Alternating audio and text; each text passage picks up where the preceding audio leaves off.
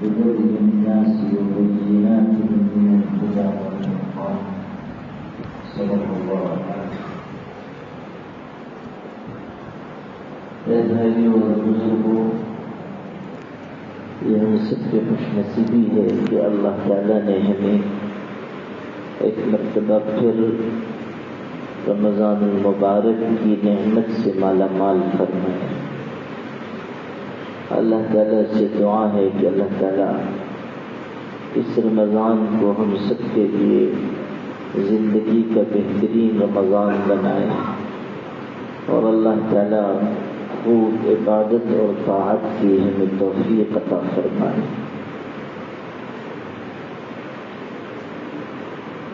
جب رمضان آتا ہے تو اللہ تعالیٰ کی طرف سے بندوں کو نوازنے کے خصوصی انتظامات ہوتے ہیں. حدیث شریف میں ہے اذا دخل رمضان فتحت ابواب الجنہ. جب رمضان آتا ہے تو جنت کے دروازے کھول دیے جاتے ہیں. وغلقت ابواب جہنم، جہنم کے دروازے بند کر دیے جاتے ہیں. وسلسلت الشیاطین، اور شیطانوں کو قید کر دیا جاتا ہے. یہ جنت کے دروازوں کا کھولا جانا، جہنم کے دروازوں کا بند کیا جانا، شیاطین کا قید ہونا، یہ سب در حقیقت اللہ تعالیٰ کے اپنے بندوں کے نوازنے کی مختلف شکلیں ہیں. اللہ تعالیٰ چاہتا ہے کہ بندے جنت میں داخل ہو جائیں. اللہ تعالیٰ چاہتا ہے کہ رمضان میں عبادت کر کے ہم جہنم سے بچ جائیں. اللہ تعالیٰ کی پسند یہ ہے کہ ہم شیاطین اور ان کے شر سے دور ہو جائیں. یہی وجہ ہے کہ جب رمضان آ جاتا ہے تو طاعت اور عبادت کی طرف رغبت بڑھ جاتی ہے. اللہ کا منادی پکارتا ہے یا باغی الخیر اقبل، اے بھلائی کو تلاش کرنے والے آگے بڑھ. یا باغی الشر اقصر، اے شر کو تلاش کرنے والے پیچھے ہٹ جا. اللہ تعالیٰ انسانوں کے اندر خیر اور بھلائی کی طرف، اچھائی اور طاعت کی طرف جانے کی رغبت پیدا فرماتے ہیں. رمضان میں عام طریقے پر نیکی آسان ہو جاتی ہے، گناہ سے بچنا آسان ہو جاتا ہے، اس لیے کہ شیاطین قید کر دیے جاتے ہیں اور ان کی محنت کمزور ہو جاتی ہے. البتہ یہ صرف شیاطین قید ہوتے ہیں، یعنی جو جنوں میں سے خبیث و شیاطین ہیں. جو انسانوں میں سے شیاطین ہیں وہ پھر بھی کھلے رہتے ہیں. تو اس لیے انسان ان کی غلط صحبت میں یا ان کے ساتھ سنگت میں ہوگا تو نقصان اٹھائے گا، اور رمضان میں بھی اس کے ہاتھ نیکیوں اور طاعت سے خالی رہ جائیں گے. اسی لیے یہ بات ہے کہ رمضان میں زیادہ سے زیادہ انسان اپنے آپ کو مسجد میں رکھے. حضرت ابو ہریرہ رضی اللہ تعالیٰ عنہ اور ان کے ساتھیوں کے بارے میں یہ بات ملتی ہے کہ جب روزہ رکھتے تھے تو مسجد میں آ کر ٹھہر جاتے تھے. ان ابا ہریرہ واصحابہ کانوا اذا صاموا قعدوا فی المسجد.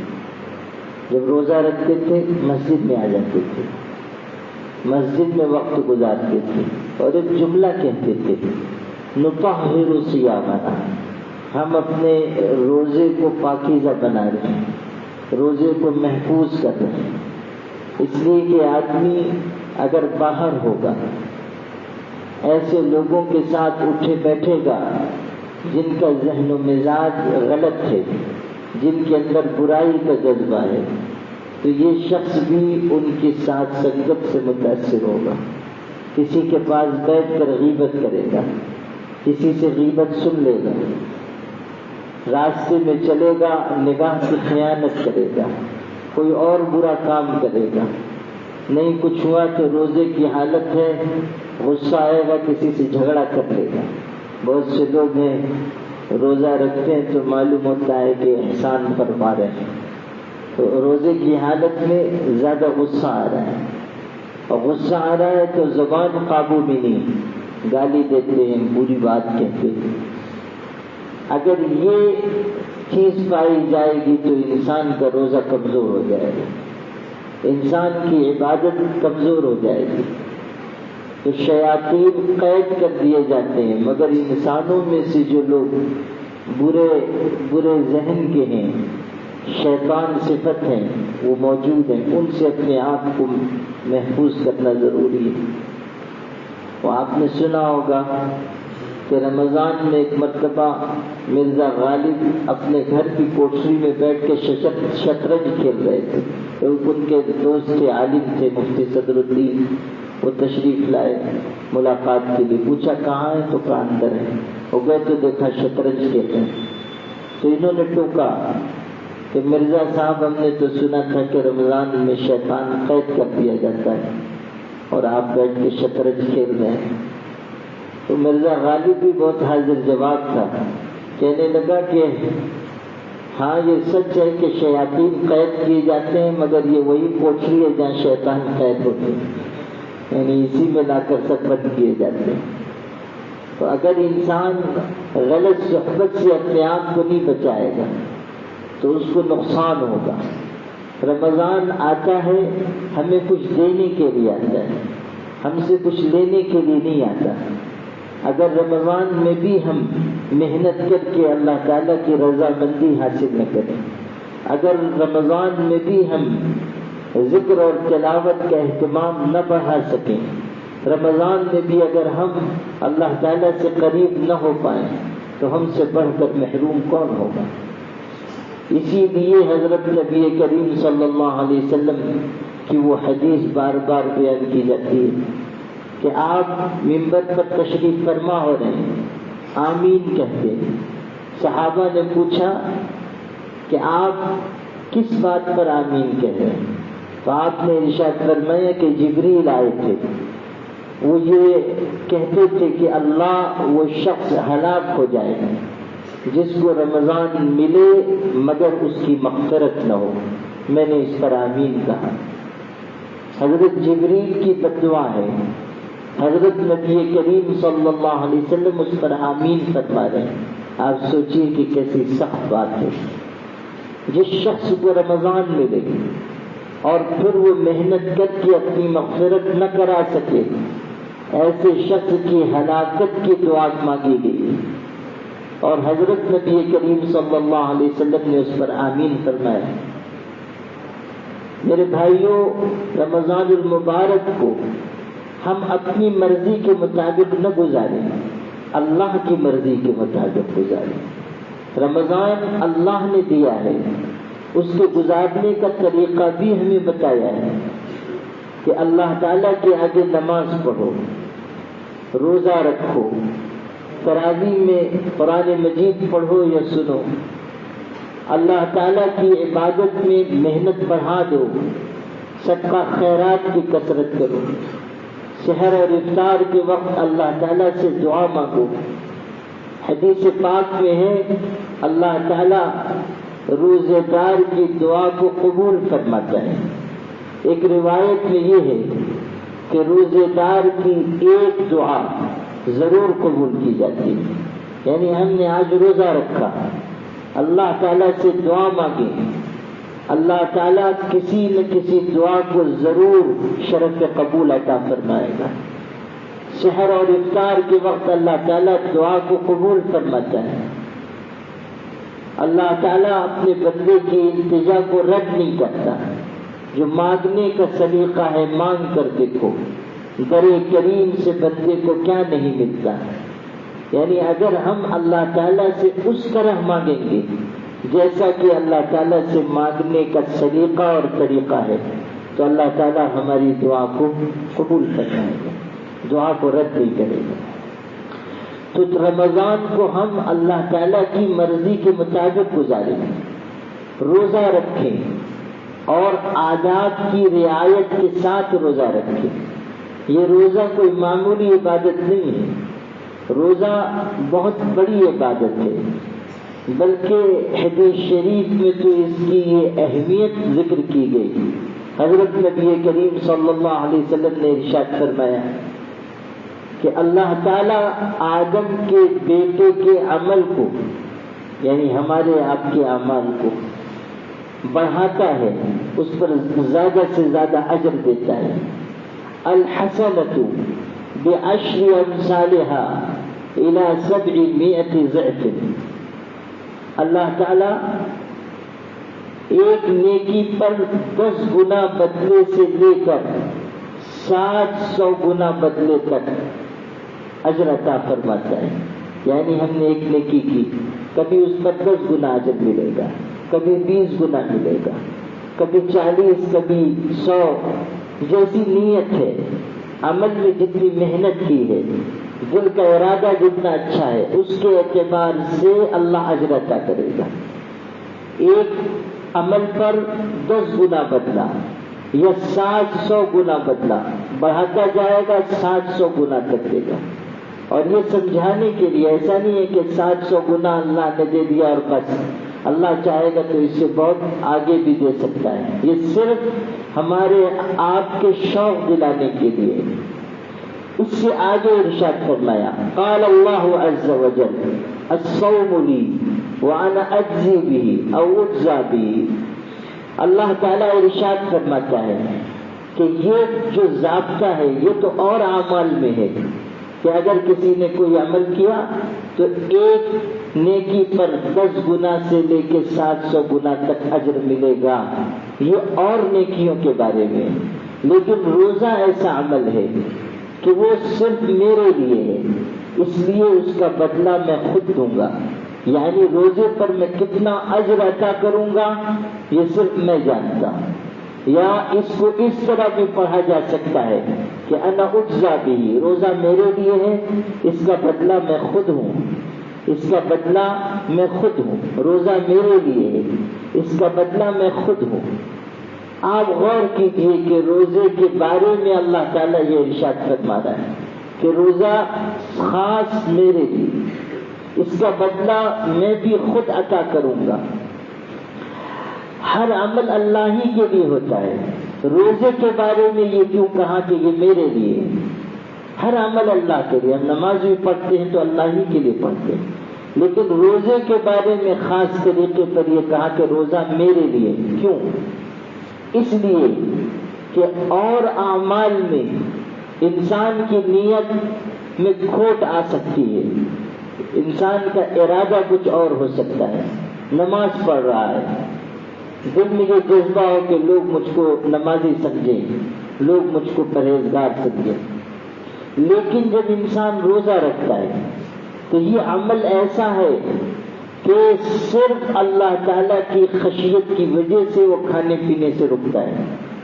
نماز پڑھ رہا ہے لوگوں کے سامنے، لیکن روزہ رکھے ہوئے ہے، اپنے گھر میں ہے، اپنے کمرے میں ہے، کوئی موجود نہیں ہے، سخت گرمی کا موسم ہے، ٹھنڈا پانی سامنے رکھا ہوا ہے، اگر یہ پی لے کوئی دیکھنے والا نہیں ہے، باہر نکلے گا لوگ سمجھیں گے روزے دار ہے، اپنے گھر کے اندر ہے، کوئی موجود نہیں ہے، کھانا سامنے رکھا ہوا ہے، پھل سامنے رکھے ہوئے ہیں، اطمینان سے کھا پی سکتا ہے، باہر نکلے گا تو ایسا منہ بنا کے نکلے گا جیسے 3 دن سے روزے سے ہے، کسی کو پتہ نہیں چلے گا۔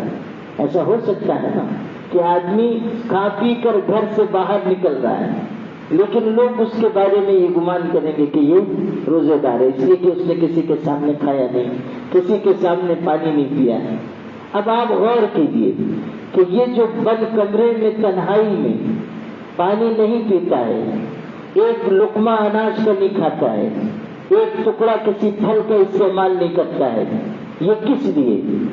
یہ صرف اس لیے کہ کوئی دیکھ رہا ہو یا نہ دیکھ رہا ہو، میرا اللہ مجھ کو دیکھ رہا ہے، میں نے اپنے اللہ کے لیے روزہ رکھا ہے، میں بھوکا ہوں اپنے اللہ کے لیے، میں پیاسا ہوں اپنے اللہ کے لیے، میں نے اپنی خواہشات چھوڑ دی اپنے اللہ کے لیے۔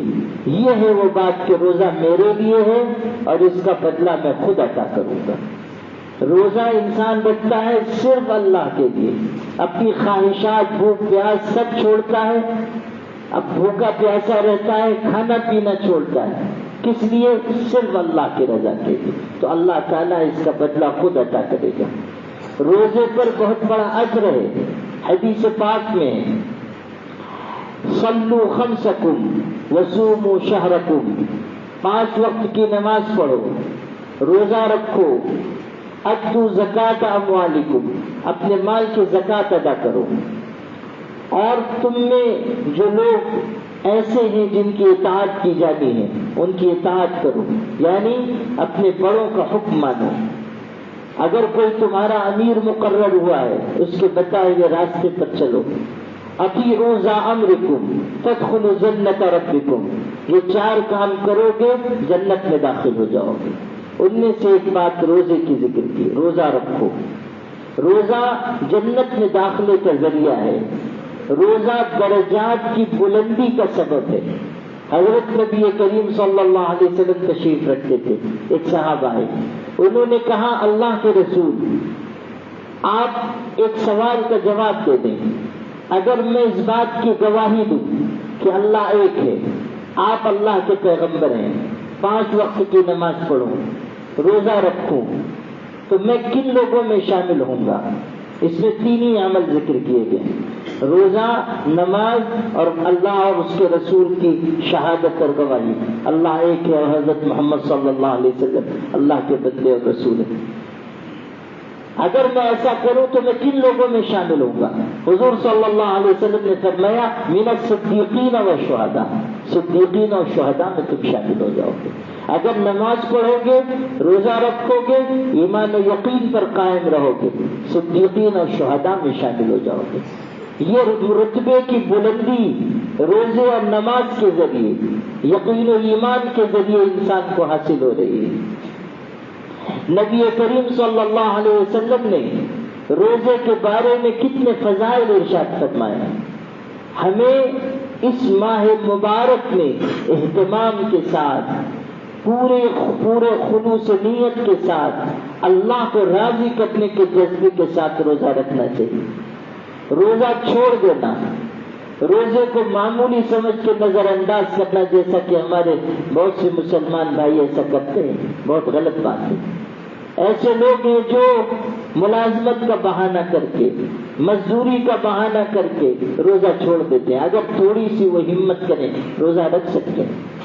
اگر ایسی ترتیب بنائیں کہ رمضان میں اپنے کاموں کو کم کر دیں، اور جو کارخانے دار ہیں وہ بھی اپنے مزدوروں اور ملازموں پر سے بوجھ کم کریں، روزہ آسان ہوگا۔ روزہ چھوڑنا نہیں چاہیے، روزہ چھوڑ دینا بہت بڑا گناہ ہے۔ آپ کو ایک حدیث سناتا ہوں، بلکہ حضور صلی اللہ علیہ وسلم کا خواب ہے۔ آپ نے ارشاد فرمایا کہ میں سویا ہوا تھا، 2 لوگ آئے، انہوں نے مجھ کو اپنے ساتھ لیا، لے کر چلے، یہاں تک کہ ایک پہاڑ پر پہنچے، بہت اونچا پہاڑ تھا۔ انہوں نے کہا کہ اس پر چڑھیے، میں نے کہا نہیں چڑھ سکتا، بہت اونچا ہے، لا اطیقہ، نہیں چڑھ سکوں گا۔ انہوں نے کہا ہم آپ کے لیے آسانی پیدا کریں گے، آپ چڑھیے۔ چنانچہ حضور صلی اللہ علیہ وسلم اس پہاڑ پر چڑھ گئے۔ حضور صلی اللہ علیہ وسلم جب پہاڑ پر چڑھے تو آپ کو بہت ساری آوازیں سنائی دی، دردناک آوازیں آپ کو سنائی دے رہی ہیں۔ آپ نے پوچھا یہ کیسی آوازیں ہیں؟ تو ان لوگوں نے جواب دیا کہ یہ جہنمی لوگوں کی پکار ہے، جہنم والوں کی پکار ہے، یہ ان کی آوازیں ہیں۔ پھر آپ صلی اللہ علیہ وسلم آگے بڑھے، ارشاد فرماتے ہیں کہ ایسے لوگوں کو میں نے دیکھا جو پیروں کے بل لٹکا دیے گئے تھے، پیروں کے بل لٹکے ہوئے ہیں، یعنی الٹے لٹکے ہوئے. جس طرح قصائی کسی بکری کو لٹکا دیتا ہے، اس کی کھال کھینچتا ہے، پیر سے لٹکا دیتا ہے، سب نیچے ہے پیر اوپر ہے، اس طرح لوگ لٹکائے ہوئے ہیں. ان کے جبڑے چیرے گئے ہیں. تسیل اشداقہم دمن، اور ان کے جبڑوں سے خون بہ رہا ہے. جبڑے چیر دیے گئے، جبڑوں سے خون بہ رہا ہے. میں نے پوچھا یہ کون لوگ ہیں جن کو ایسی سزا دی جا رہی ہے؟ تو ان لوگوں نے مجھ سے یہ کہا الذین یفطرون قبل تحلۃ صومہم، یہ وہ لوگ ہیں جو وقت سے پہلے روزہ افطار کر لیتے ہیں، وقت سے پہلے جان بوجھ کر روزہ افطار کر لیتے ہیں. غور کیجیے، یہ وہ لوگ ہیں جو روزہ رکھتے ہیں مگر وقت سے پہلے جان بوجھ کر روزہ کھول لیتے ہیں. یہ وہ لوگ نہیں ہیں جو روزہ نہیں رکھتے، وہ لوگ ہیں جو روزہ رکھتے ہیں مگر وقت سے پہلے روزہ افطار کر لیتے ہیں. غور کیجئے کہ جب روزہ رکھنے والے مگر وقت سے پہلے افطار کرنے والوں کو یہ سزا دی جا رہی ہے تو ان لوگوں کو کیسی سزا ہوگی جو روزہ ہی نہیں رکھتے. وہ لوگ جو اللہ تعالیٰ کے اس فرض کو نظر انداز کر دیتے ہیں، وہ لوگ جو کھانے پینے کے شوق میں یا معمولی بہانوں کی وجہ سے اپنے آپ کو روزے دار نہیں بناتے، ان کو کیسے سخت سزا ملنے والی ہے. کتنے لوگ ہیں جو مال کمانے کے لیے رمضان کے دنوں میں بھی اپنی ہوٹلیں کھلی رکھتے ہیں، اپنی دکانیں کھانے پینے کی چیزوں کی کھلی رکھتے ہیں، تھوڑے سے پیسوں کے لیے، تھوڑا سا نفع حاصل کرنے کے لیے ہم روزے کی بے حرمتی کا سبب بنتے ہیں، روزے داروں کی توہین کا بھی سبب بنتے ہیں. مسلمان ہیں ایسا کرنے والے، اللہ پر اس کے پاک رسول پر یقین و ایمان رکھتے ہیں، لیکن ان کی یہ حرکت ہے کہ تھوڑے سے پیسوں کے حاصل کرنے کے لیے، تھوڑا سا نفع کمانے کے لیے، دنیا بنانے کے لیے رمضان کی بے حرمتی کر رہے ہیں، روزے کی بے حرمتی کر رہے ہیں، روزے داروں کی بے حرمتی کر رہے ہیں. یہ راستہ مسلمانوں کے لیے بربادی کا راستہ ہے. ہر مسلمان کو روزہ رکھنا چاہیے، بغیر عذر روزہ نہیں چھوڑا جا سکتا. یا ایھا الذین آمنوا کتب علیکم الصیام، اے ایمان والو تم پر روزہ فرض کیا گیا ہے جیسے تم سے پہلے کی امتوں پر فرض کیا گیا تھا، لعلکم تتقون، اور اس کی غرض بھی بتا دی گئی. روزہ کیوں رکھا جائے یہ بھی واضح کیا گیا تاکہ تم متقی بن جاؤ، اللہ سے ڈرنے والے بن جاؤ. روزہ اس لیے نہیں ہے کہ آپ بھوکے پیاسے رہیں اور بس، روزہ اس لیے ہے کہ آپ اللہ تعالیٰ کی خشیت، اس کا خوف، اس کا تقوی اپنے دل میں پیدا کریں. اگر آپ صرف بھوکے پیاسے رہتے ہیں اور جھوٹ بولنا، جھوٹی گواہی دینا، خیانت کرنا، بدنگاہی کرنا، کسی کو ستانا اور تکلیف پہنچانا، غیبت کرنا یہ نہیں چھوڑتے تو پھر سمجھ لیجیے کہ آپ کا روزہ اس کے مقصد کے اعتبار سے درست نہیں ہوگا. اللہ تعالیٰ نے روزے کا جو مقصد رکھا ہے اس کو آپ نے پورا نہیں کیا. اللہ تعالیٰ سے آپ ڈرے نہیں، خدا تعالیٰ کے خوف کی وجہ سے آپ نے گناہ نہیں چھوڑا. اسی لیے حضور نے یہ بھی ارشاد فرمایا رب صائم حظہ من صیامہ الجوع والعطش، بہت سے روزے دار ایسے ہوتے ہیں ان کو ان کے روزے سے بھوک اور پیاس کے علاوہ کچھ نہیں ملتا، یعنی ان کو کوئی اجر نہیں ملے گا، کوئی ثواب، کوئی نیکی، کوئی فضیلت نہیں ملے گی. کیوں؟ اس لیے کہ انہوں نے روزہ تو رکھا، بھوکے پیاسے تو رہے، مگر زبان کی حفاظت نہیں کی، نگاہ کی حفاظت نہیں کی، دل دماغ کی حفاظت نہیں کی، لوگوں کو ستانے سے باز نہیں آئے، لوگوں کو تکلیف دینے سے باز نہیں آئے، لوگوں کو اذیت پہنچانے سے باز نہ آئے. جب انہوں نے ایسا عمل کیا تو روزے کے مقصد کو فوت کر دیا. من لم يدع قول الزور والعمل به فليس لله حاجة في ان يدع طعامه وشرابه. حدیث میں حضور نے ارشاد فرمایا جو آدمی روزہ رکھ کر جھوٹ بولنا، جھوٹ پر عمل کرنا نہیں چھوڑتا، اللہ کو کوئی ضرورت نہیں ہے کہ وہ بھوکا پیاسا رہے، اللہ کو کوئی ضرورت نہیں ہے. جب ہم اللہ کے حکم سے حلال چیزوں کو چھوڑ رہے ہیں، یعنی کھانا اور پانی حلال ہے لیکن اللہ کے حکم سے ہم چھوڑ دے رہے ہیں، تو حرام چیزیں جو دن میں بھی حرام ہے اور رات کو بھی حرام ہے، جو رمضان میں بھی حرام ہے اور غیر رمضان میں بھی حرام ہے، جو صبح بھی حرام ہے اور شام بھی حرام ہے، جن کی حرمت کبھی ختم نہیں ہو سکتی، ان کو ہم کیسے اختیار کر سکتے ہیں؟ ان کو ہم کیسے اپنی زندگی میں جگہ دے سکتے ہیں؟ تو اگر ہم روزہ رکھیں اور اس کے آداب کی رعایت نہ کریں، اگر ہم روزہ رکھیں مقصد پر نگاہ نہ ہو، اگر ہم روزہ رکھیں اور اللہ کا تقوی حاصل نہ کریں، تو پھر ہم نے روزے سے صحیح فائدہ نہیں اٹھایا۔ میرے بھائیوں، ہمیں روزے کے مقصد کو جاننا چاہیے اور اس کو حاصل کرنے کی کوشش کرنی چاہیے۔ پھر رمضان المبارک اور قرآن مجید کا گہرا تعلق ہے۔ جہاں رمضان کی خصوصی عبادت روزہ ہے، وہیں قرآن پاک کی تلاوت ہے۔ قرآن مجید اسی رمضان میں اتارا گیا۔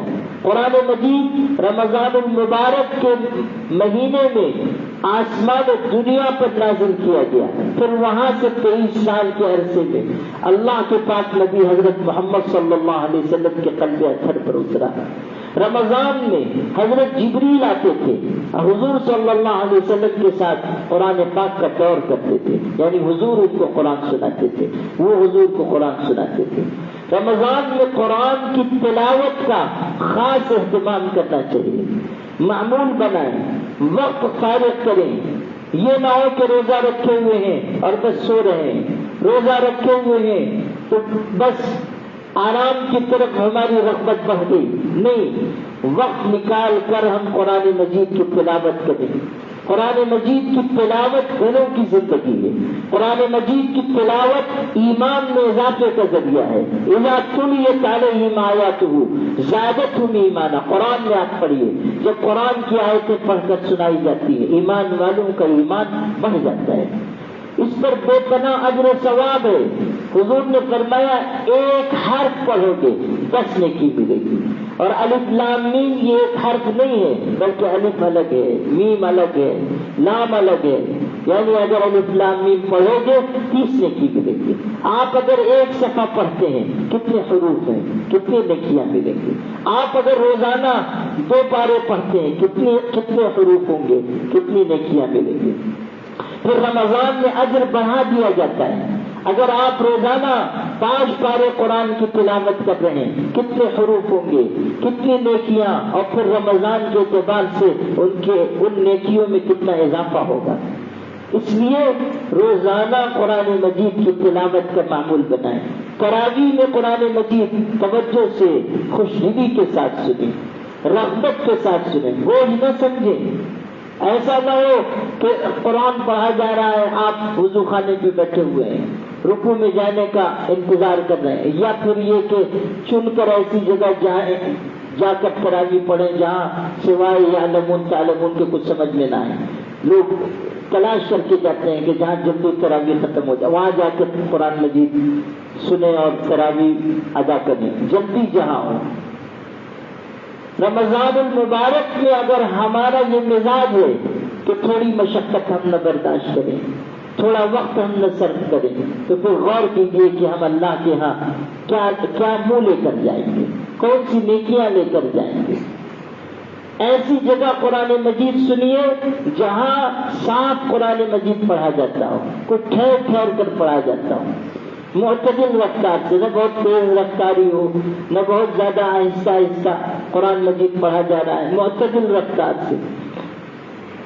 پڑھنے والوں کو بھی اس کا خیال کرنا چاہیے، ایسی رفتار ہو کہ سننے والے خوشدلی کے ساتھ اطمینان کے ساتھ سن سکیں، سمجھ سکیں، الفاظ مخارج کے ساتھ ادا ہوں۔ بعض حفاظ بھی اتنی تیزی سے قرآن پڑھتے ہیں تو معلوم ہوتا ہے کہ سارے مصلی ڈنڈا لے کے ان کے پیچھے لگے ہوئے ہیں، تو اگر جلدی نہیں ختم کرو گے تو تمہاری خیریت نہیں۔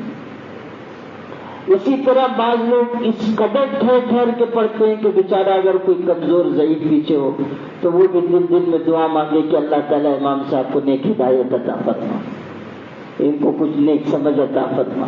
ہمارے محلے میں ایک دفعہ تراویح پڑھی جا رہی تھی، ایک صاحب سے بہت ٹھہر ٹھہر کے قرآن مجید پڑھ رہے تھے اور دیر لگ گئی، تو جو جوان تندرست تھے وہ تو بیچارے اطمینان سے پڑھ رہے تھے۔ ایک صاحب تھے ہمارے محلے میں، بوڑھے کمزور ہو گئے تھے اور ٹی شرٹ سے ریٹائر کیے ہوئے تھے بیچارے، اب تو اللہ کی جوار رحمت میں حاضر ہو گئے، اللہ ان کو غریب رحمت فرمائے، تو وہ بھی پڑھ رہے تھے، تو تراویح ہوتے ہوتے بھی دیر لگی، پھر وطر کی نماز انہوں نے پڑھانی شروع کی، تو وطر میں بھی ذرا لمبی تلاوت، ایک جگہ جو انہوں نے ذرا مت کھینچا تو وہ جو کھڑے ہوئے تھے ماسٹر صاحب بیچارے بوڑھے، وہ نمازی کی حالت میں کہہ رہے ارے باپ رے، یعنی یہ کہ ایک تو تراویح اس اللہ کے بندے نے ایسی سنائی اور دوسرے وطر میں بھی اتنی لمبی چوڑی قرات، تو ان سے جو ہے بیچارے سے برداشت نہ ہوا، نمازی کی حالت میں کہتے ہیں کہ ارے باپ رے۔ تو یہ کہ ہم قرآن مجید اس طرح سنیں کہ خوش دلی کے ساتھ ہم تراویح میں شریک ہوں، اور قرآن مجید جی لگا کر سنیں، اور پڑھنے والے بھی معتدل رفتار سے پڑھیں۔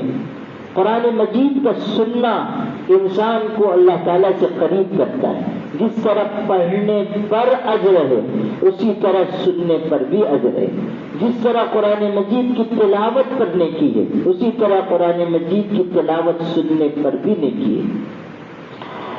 اس کے علاوہ حضرت نبی کریم صلی اللہ علیہ وسلم کے بارے میں یہ بات ملتی ہے کہ آپ لوگوں میں سب سے زیادہ سخی تھے، کان اجود الناس، لوگوں میں سب سے زیادہ سخی تھے، وکان اجود ما یکون فی شہر رمضان، اور سب سے زیادہ آپ کی سخاوت رمضان میں ہوتی تھی، کان اجود من الریح المرسلہ، تیز ہوا جس قدر سخی ہوتی ہے، جس قدر وہ لوگوں کو فائدہ پہنچاتی ہے، اس سے زیادہ حضور نبی کریم صلی اللہ علیہ وسلم سخاوت فرماتے تھے۔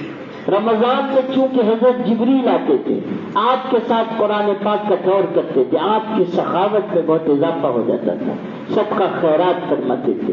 یہ ہمارے لیے بھی ہے کہ ہم بھی رمضان میں زیادہ سے زیادہ اللہ کے راستے میں خرچ کریں، سب کا خیرات کریں، روزے داروں کو روزہ افطار کرائیں۔ نبی کریم صلی اللہ علیہ وسلم نے فرمایا کہ جو آدمی کسی روزے دار کو روزہ افطار کراتا ہے اللہ تعالیٰ اس کے بقدر اجر اس کو عطا فرماتا ہے، یعنی روزے دار کو جو نیکی مل رہی ہے وہ اس کو بھی ملے گی، اس وجہ سے کہ اس نے روزے دار کو روزہ افطار کرایا ہے۔ شربت کے 2 گھونٹ آپ نے کسی کو پلا دیے، آپ کو اجر ملے گا۔ آپ نے 2 کھجوریں کسی کو دے دی، آپ کو اس کا اجر ملے گا۔ ایسا نہیں ہے کہ آپ بہت بڑی دعوت کریں گے تب آپ کو روزہ افطار کرنے کا ثواب ملے گا۔ آپ اگر کسی کو 2 کھجور بھی دے رہے ہیں جس سے وہ روزہ افطار کر رہا ہے، اللہ تعالیٰ اس پر بھی آپ کو اجر و ثواب عطا کرے گا۔ آدمی اپنی استطاعت کے مطابق خرچ کرے۔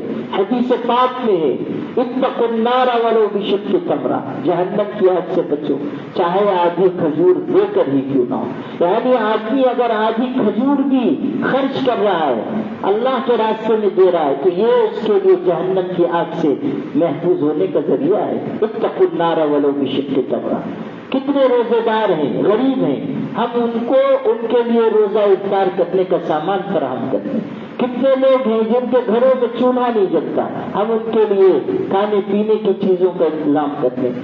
کتنے غریب مسکین ایسے ہیں کہ ان کے پاس پہننے کو کپڑا نہیں، ہم رمضان میں ان کے لیے انتظام کرتے ہیں۔ صدقہ خیرات کرنے سے اللہ تعالیٰ بلاؤں کو دور کرتا ہے، مصیبتوں کو دور کرتا ہے، پریشانیاں دور ہو جاتی ہیں۔ صدقہ آفات و بلیات کو ٹال دیتا ہے۔ کتابوں میں ہے کہ ایک بوڑھی عورت تھی، اس کا جوان بیٹا سفر میں گیا ہوا تھا، وہ بیچاری ایک دن بیٹھی ہوئی تھی، غریب تھی، بیٹھی ہوئی ہے کھانے کے لیے، اس نے لقمہ اٹھایا، کھانے جا رہی تھی، اتنے میں دروازے پر کسی نے دستک دی، اس سے پوچھا کون ہے؟ اس نے کہا کہ فقیر غریب ہوں، کئی وقت سے فاقہ ہے، مجھ کو کچھ کھلا دو۔ اس نے اپنا وہ لقمہ رکھ دیا، جو کھانا تھا وہ پورا اٹھا کر اس کو دے دیا، حالانکہ خود غریب تھی، لیکن اس نے یہ سوچا کہ مجھ کو اگلے وقت کھانا مل جائے گا، یہ بیچارہ پتہ نہیں کب سے بھوکا ہے، اپنے منہ کا لقمہ بھی اور جو کھانا دسترخوان پر تھا لے جا کر اس کو دے دیا، وہ دعائیں دیتا ہوا چلا گیا۔